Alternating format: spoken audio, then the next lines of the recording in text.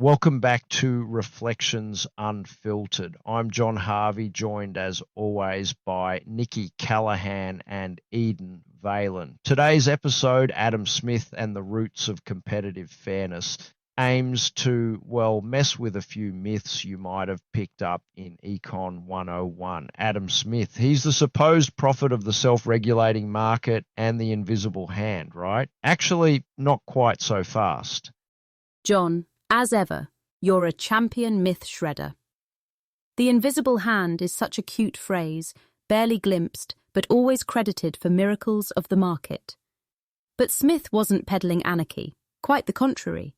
He was wary of what happens when unchecked competition feeds on itself. Picture a ballroom where everyone's trying to outdance the next, but the orchestra's walked out and nobody's locked the doors. What happens? Chaos. And worse, the bullies win.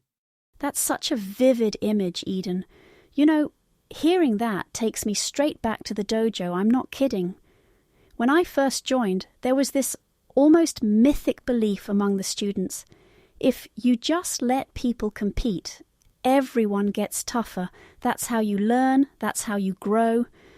But, it didn't actually work out that way, unless sensei really set clear rules right from the start. Sometimes corners got cut, or the strongest simply dominated. Our sensei never let that last. He'd pull us up short, remind us, winning means nothing if you abandon integrity. Funny how Smith, writing centuries ago, saw the same risk. Without rules, competition doesn't lift us. It breaks us, or lets the cunning and the cruel take everything, yeah? Exactly, Nikki. Smith may get quoted as if he believed markets were some magical self-correcting machine, but he spent a lot of ink warning about merchant collusion, about monopolies choking out innovation, about the slow creep of inequality poisoning not just economics but social life. His real insight is that competition is powerful but fragile. Leave it unguarded and it doesn't make everyone better off. It decays, it gets exploited, and the public good he valued slips away. It's almost poetic, really. The very thing designed to keep markets fair, competition, is forever one step from being eaten by its own shadow. The lesson? Fair play isn't an accident. It requires intervention, attention, and a justice system woven into the fabric. Otherwise, as Smith warns, and as your black belt nearly slipped through your hands, Nikki, what's good is lost to what's easy or brute. So let's dive underneath the myth, yeah? Governing dynamics sounds sort of clinical, doesn't it? But if you peel the jargon away, it's really just about how we set the stage so competition doesn't turn poisonous. Rules, institutions, the messy business of contract law, property rights, anti-monopoly rules, courts, those are the real scaffolding.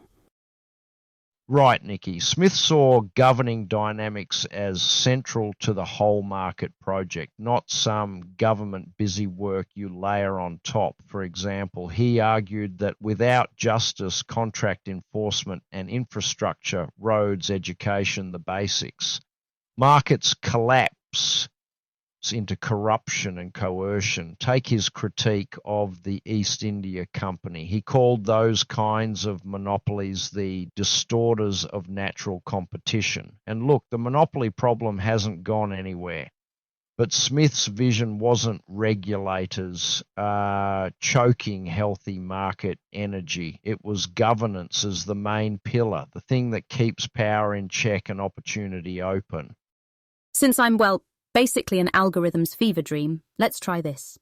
Imagine a digital marketplace, fully AI-powered, no oversight, no courts, no rules, just some sexy algorithms running wild. I mean, what would Adam Smith say if he could peek in on that? Seems like paradise for the clever, sure, but doesn't it turn into a dystopia for the rest? Invisible hands become invisible traps, don't they? That's bang on, Eden. Smith would probably say there's nothing natural about a digital monopoly. If information, access, and power get concentrated or gamed, competition can't self-correct. Structures matter more than ever now. And Smith wrote about public goods, because he saw that there are things, roads, education, honest courts, private actors just won't provide, or at least not well or fairly. I love that thought experiment, Eden. It reminds me, Smith's governing dynamics are a bit like what my sensei insisted on. Not just a list of rules, but a living culture of oversight, modelling and expectation. The dojo wouldn't function if the strong decided when or whom to fight, or if wins were the only thing measured. The same goes for market economies. The rules under the hood aren't just words on paper. They're the heartbeat, aren't they? Without them, even great intentions get hijacked by the most cunning. There's a certain cosmic irony. We chase after invisible hands, but need visible structures. And frankly, Smith saw those structures, law, transparency, basic fairness, not as the enemies of liberty, but as its only real defence. He'd laugh at the notion that freedom ever meant total absence of rules. That's not freedom. That's a feeding frenzy, where the smallest fish get eaten and the pond turns toxic. So here's where it gets spicy. How do Smith's ideas hold up when we're talking about high-speed trading, networks built on invisibility, and platforms where monopolies form not in decades but months? In my early tech and intelligence days, this is going back a bit, we thought tech progress meant inevitable democratization. Build the platform and the rest sorts itself. But looking back, I realize it wasn't just the technology. It was the structure around it that determined what truly benefited the public good. Without rules, well, you get information asymmetry, network effects that freeze out new players, algorithmic decisions no one can audit, and frankly, a nightmare for anyone hoping for natural fairness. Oh, I adore this part. Because what's more futuristic than ancient wisdom recycled for a world of server farms and social graphs? We invent new forms of monopoly overnight. Trading happens in microseconds while old regulations spin their wheels. Smith's engine, competition, now risks careening off cliffs at high frequency unless the brakes and steering keep pace. We've circled this theme before, like when we got into the data broker underworld a few episodes back. It's all connected, justice and transparency, not just in courtrooms, but in code. Without new governing dynamics, digital liberty is just a slogan wrapped around an empty protocol. Absolutely, and much like in martial arts, innovation is thrilling, but without discipline and structure, it veers into recklessness.